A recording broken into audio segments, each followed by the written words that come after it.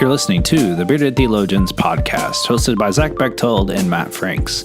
We hope you enjoyed today's podcast and check us out online at beardedtheologians.com.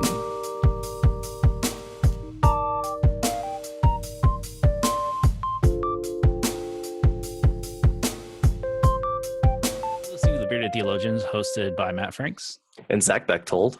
This week on the Bearded Theologians, we're going to be talking about what we've kind of discovered in our Lenten journey. We're kind of in the second week of Lent, and we've had some really good readings and good discussion, and we're not, we're just here to have a good discussion. Let's start that again. So yeah, you're starting again. All right, I got you. You're listening to the Bearded Theologians, hosted by Matt Franks and Zach Bechtold. This week on the Bearded Theologians, we're going to talk about what we've experienced through our Lenten practice. Both Zach and I are managing the 40 Days of Beardedness, which you can find on our website. But then also we're doing our own little personal devotions. And we felt that it would be best if we have those discussions with you, so that way you can make that journey with us. And then each week we hope to have some kind of special guest on later on in the show. This week we have Eddie Erwin, and we'll introduce him here in a little bit when Eddie comes on the show. But Zach, as you reflect on your Lenten practice, what has spoke to you the most this time?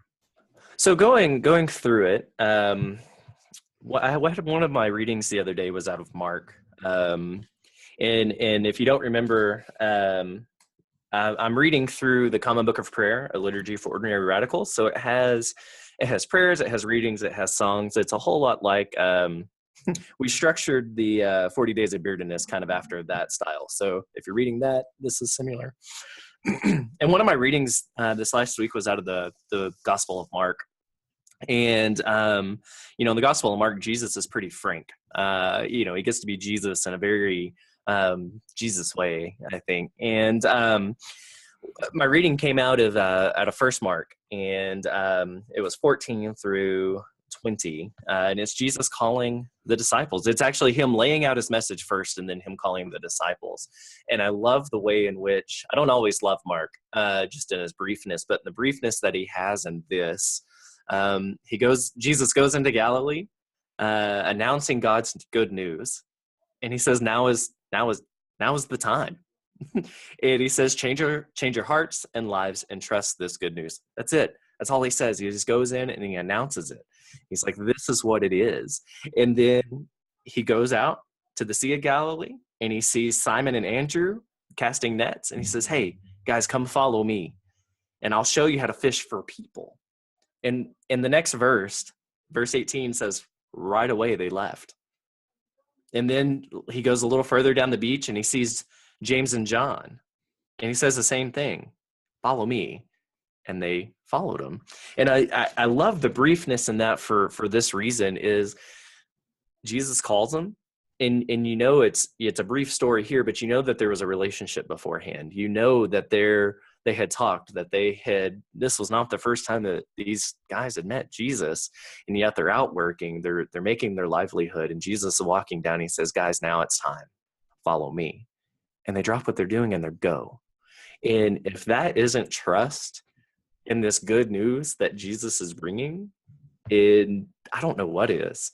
And I feel like today for us, at least for me, we have that same call. We may not be walking, we may not be casting our nets into the Sea of Galilee, and Jesus is walking there on the beach, but we're driving to work, we're working, we're with people, and Jesus has that same call for us. Hey, follow me. And our response should be the same, not why or where, but okay, let's go. And just hearing that. And that's been a really good reminder for me this Lent of, okay, where are you calling me today, God? And let's go. So as you think about that, the loaded question is, where do you think God's calling you? Well, NPR, Matt.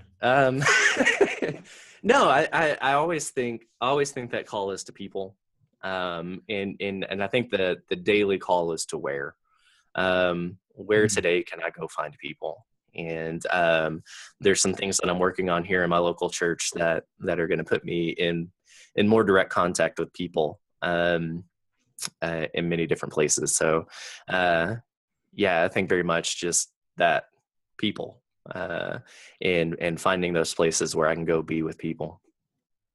That's cool. So what about you, Matt? What are your Lent doing? So the thing that I'm doing with my congregation is we're reading through Psalms, and this particular Psalm struck me.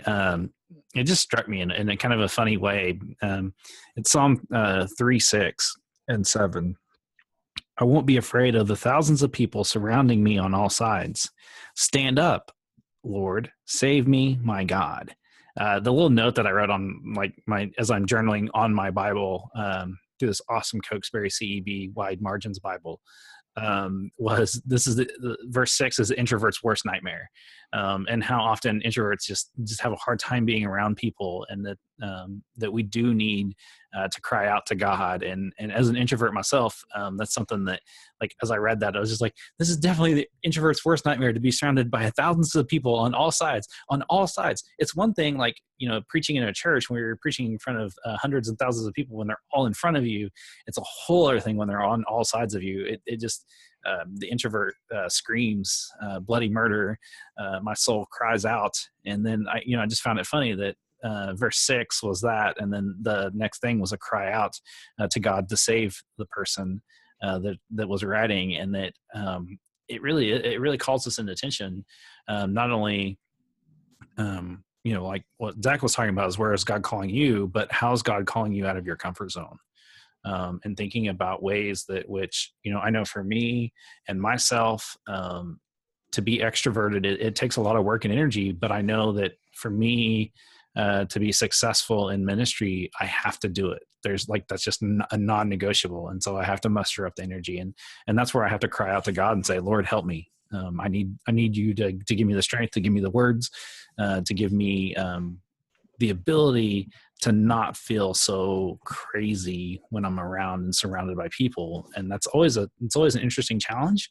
But as I've been reading through the Psalms and doing my journaling this way, writing on the scriptures, I've had a whole lot of fun with it.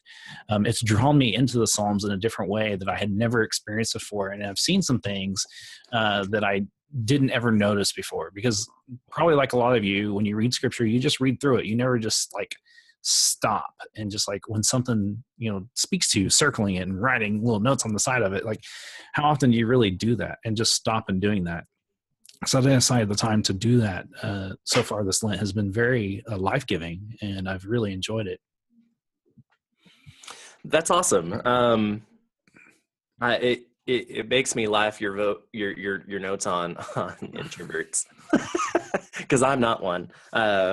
But I live with one, and I know you're one, and I always feel for you guys when you have to be literally surrounded by people, and so it's interesting that's where God's working on you. I want to share as we. Oh, did you have some? No, I was just go ahead. Okay. So as we kind of bring this part to a close, we want to encourage you to share with us what. How God's speaking through you, through your practices. And we encourage you to, if you don't have anything, we have a free resource. It's the 40 Days of Beardedness. Please download the PDF, check the website. We feel like we're pretty proud of it, but it's a free resource for you to add to your devotions or simply use if you don't have anything else. But I want to leave you with this little piece, this little prayer, as we move forward and have Eddie on here in a minute. It says, "O Lord, let my soul rise up to meet you, as the day rises to meet the sun. Glory to the Father, and the Son, and to the Holy Spirit, as it was in the beginning, is now, and will be forever. Amen." All right. Welcome to the Bearded Theologians, hosted by Zach Bechtold and Matt Franks. And we have a very special guest with us today, Eddie Erwin. He's the director of Youth and Young Adult Ministries in the Texas Annual Conference for the United Methodist Church. And I got to meet Eddie several years ago when I was a youth director out in the Texas Conference. And the thing that I always sticks with me is with Eddie, everywhere I see him over the last, 6 or 7 years that I've known him, perfect hair and cowboy boots. And It's solid. I love it. We also, Matt and I got to hang out with Eddie when we survived the hurricane in the Philippines, and I've got to do Youth 15 with him and some other things. So we're glad to have Eddie on the show to tell us a little bit about what he's doing in ministry and how you all can be involved in that. So, Eddie, it's all yours, man. Great. Certainly appreciate being here with you guys and with the audience. The Bearded Theologians are doing a great job of sharing theology with the masses. And so that's certainly one of the pieces that I work on and work with youth and young adults. How do we reach this next generation? How do we share and equip them to share Christ with others? And so certainly you guys using the mediums that they're on and they're a part of is a great way. So appreciate you guys letting me be on here. So one of the things that I love and get to do and be a part of is a theological journey we call the Texas Youth Academy. So it's for current 10th through 12th graders, kind of right as they're some of them are beginning to feel this call in ministry. Some of them are beginning to feel, this tug on what God wants them to do after high school or even during high school. And so what we do is bring them out to a kind of college campus and for 2 weeks during the summer and work really on deepening discipleship through theological formation as well as spiritual formation and Christian community. And so we do that in a variety of ways. So the theological formation piece is we have lectionary texts that they read through each day, and then we bring in seminary professors from kind of all over and several different traditions to come and share with them. So what it means to look at covenant, or what it means to look at discipleship, or what it means to study the Passion story through a theological lens is pretty amazing to see kind of this. They may have heard these Bible stories, they may have dug deep a little in a Bible study, but to really dig down into the trenches with them is pretty incredible. And we, in the afternoons, kind of rotate either between an arts portion or a mission component that ties in with that. So what it means to go and clean up a state park when we talk about creation and how we can care for God's creation is a pretty neat way, or how we wrap our minds around the crucifixion in an artistic piece, looking at our own mortality sometimes. And so we have some great artists and mentors and folks that are passionate about young people and sharing that opportunity with them. They also get the opportunity to experience different worship styles. So we have very high traditional church where we process in with like candles and bring the word in and out, as well as very contemporary and contemplative worship. Excuse me. Where they'll sit in quiet, which for this generation is very tough sometimes, to just sit there and experience God in those new fashions. And so the first week we set it up to where we provide a lot of these worship encounters for them. But the second week they're responsible for designing and creating, using these gifts that we've given them to share this worship opportunity with others. And we close out each day with an opportunity for kind of debrief. We have some great mentors that walk alongside them through these missions, through this theological journey. Usually try and pair up a clergy with a lay person so that we have kind of this balance and different perspectives as we dig into these kind of deep theological pieces. And so and kind of as we round out the time, prepare them to go back into their local churches and how they're going to use these talents in their local ministry, as well as kind of future connected ministry, is a great way to see that kind of come around. We're just now getting to the point in life of the Youth Academy where we have students getting ready to graduate from seminary and return back into the annual conference. And so it'll be great to see how they've impacted and as we've had folks age up and folks that participated in the Youth Academy, they've come back to be mentors or come back to be artists and come back in several different venues. And so, and provide that leadership for other avenues of the annual conference. So thankfully, we're not the only ones doing it. Some folks like to joke around that we're some of the best kept secret in youth ministry. Is that there's several different networks across multiple denominations that have these pieces in place. A lot through the Catholic Church, as well as the Lutheran Church. There's several here in kind of my area. One up in Dallas, run through Southern Methodist University and their Perkins Theological School. Hendricks Youth Institute in Arkansas is just getting up and running, as well as several others in the area, each offering kind of their own different flavor and taste, depending on the needs that they see for those students. So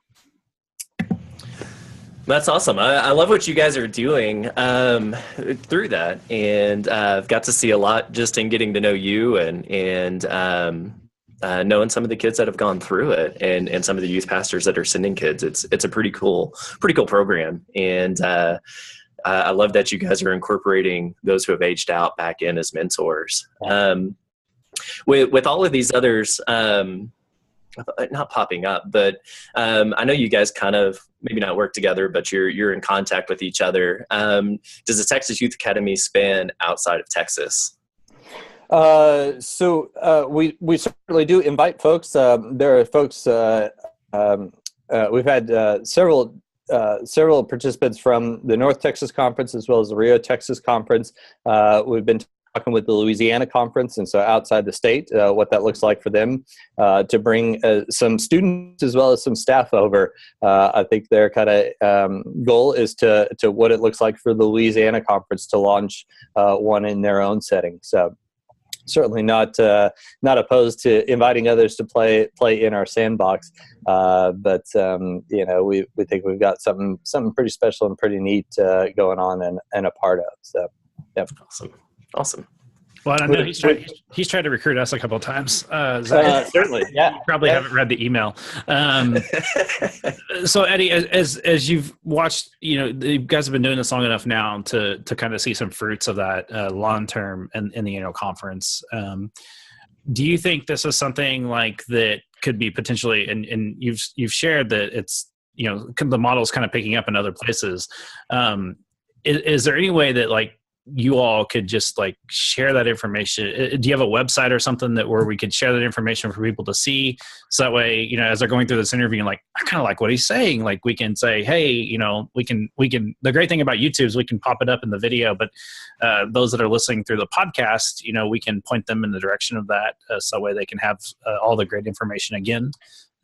Yeah, certainly. So TexasYouthAcademy.com is where our website is at. There are several great videos that we had Marlon Hall helped us kind of shoot and produce and put together, as well as there's one up there from one of the students who was just carrying around a GoPro and documenting her encounters and her experiences, which the kids can do that so much better than we can these days. And so it was really neat to see kind of her perspective versus what we could try and tell a student about. So there are certainly a couple of pieces up there, and going back a bit to Zach's question too. We've talked about what it looks like, how we can share our ministry. So when I was in a local church, we would have students that attended Texas Youth Academy, and then excuse me, when attended the Duke Youth Academy in Duke. At Duke University and Theological Duke Divinity School. So, and we're talking with that if we're looking for more sophomores and juniors, what is SMU's program that has a bit more outdoor wilderness, high adventure spin, if they're going after seniors and kind of recruiting seniors, that we point our folks towards there. So with each kind of having our connections and reaching out, I know several of the other denominations, I'm sure, have figured this out too, but sharing those resources and helping in that connection. So Yeah, but TexasYouthAcademy.com is where both folks can apply, as well students and staff, as well as folks can find out more information about it and kind of get a bit better glimpse of the program. Awesome. Yeah, thanks for sharing that. We love connecting people to those types of things. That's one of the things we love about the Methodist Church, is that connection. And where we don't have the resources to do that, we want to send people to you guys because we know you do it well. What else do you have? So I met you when you were in the local church, and back when I was a youth pastor still,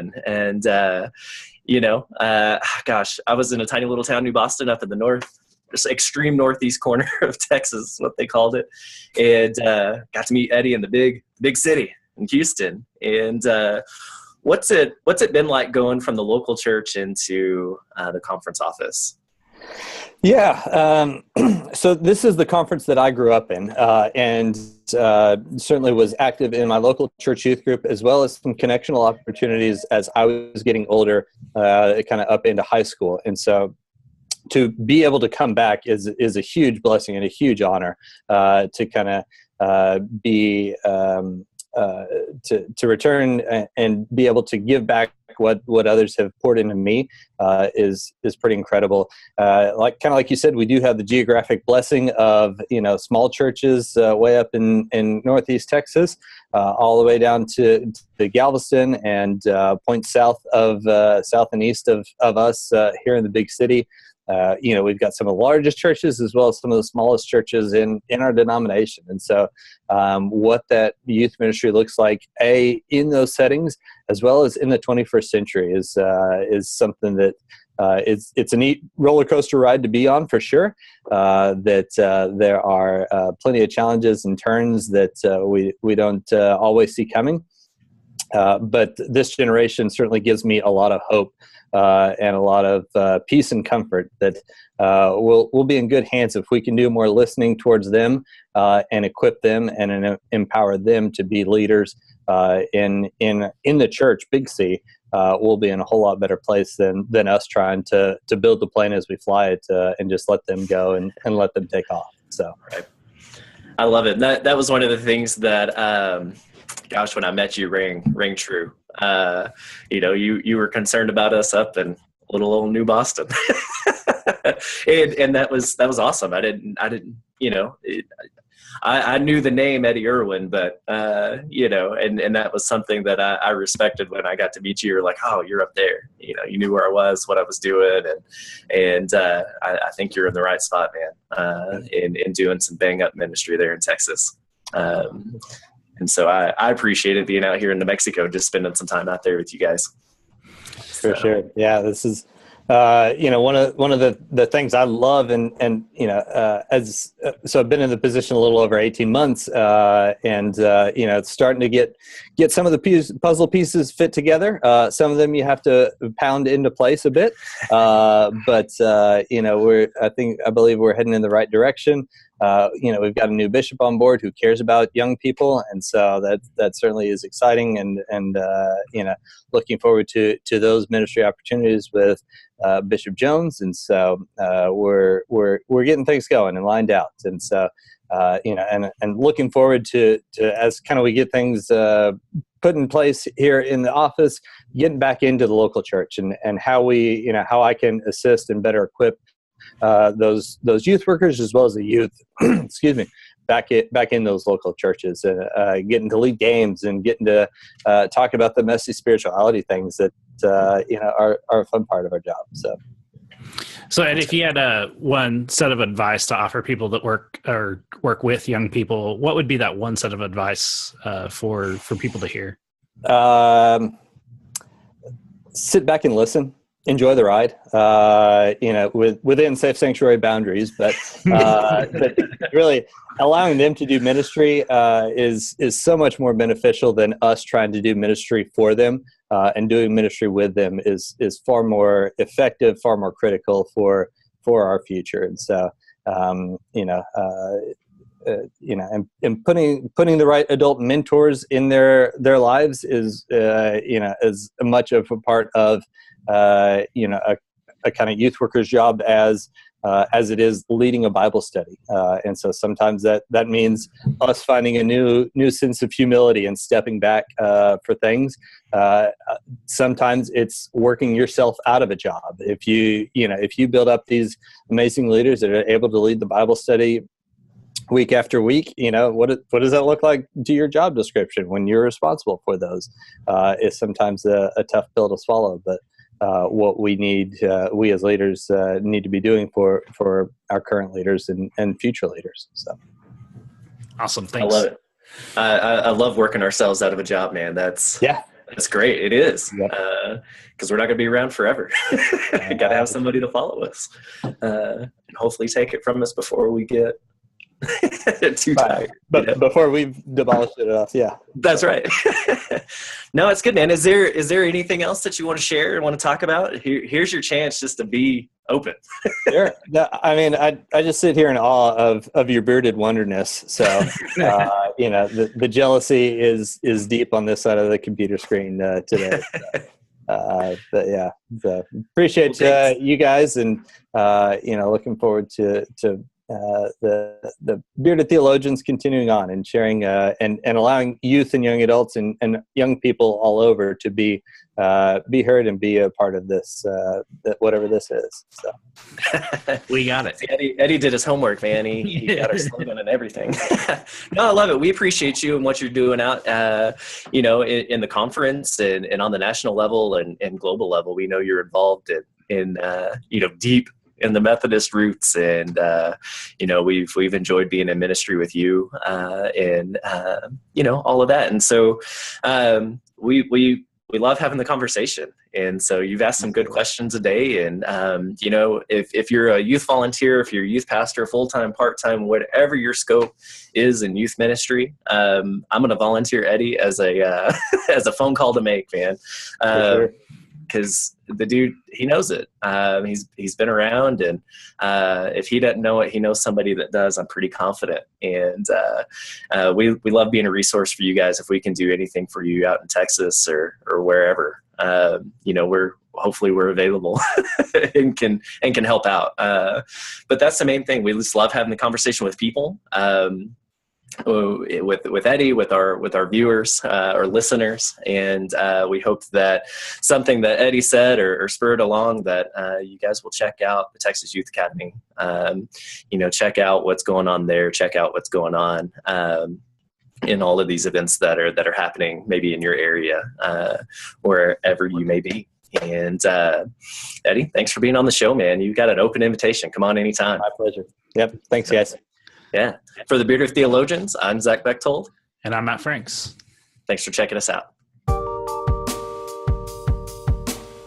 Thank you for listening to the Bearded Theologians podcast. We hope you've enjoyed listening, and we hope that you share our content online through Facebook and social media. And we hope that you check out our Beardcast store at beardedtheologians.com and pick up some great Bearded Theologians gear.